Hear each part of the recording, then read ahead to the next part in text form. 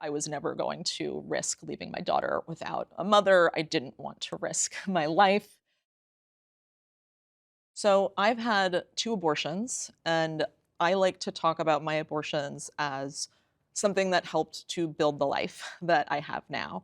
The first abortion that I had when I was in my late 20s, and it happened a couple of months before I would go on to meet my now husband. And so I think about that abortion a lot as something that helped to build the family that I have now and my daughter, who is 14, and the life that I love. The second abortion happened when my daughter was 3 years old. And when my daughter was born, I became really sick during my pregnancy.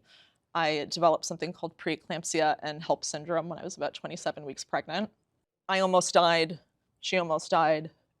They rushed me in for an emergency C-section. The doctors told us, really clearly after that happened that the chances of something like that happening again, should I become pregnant again, were relatively high.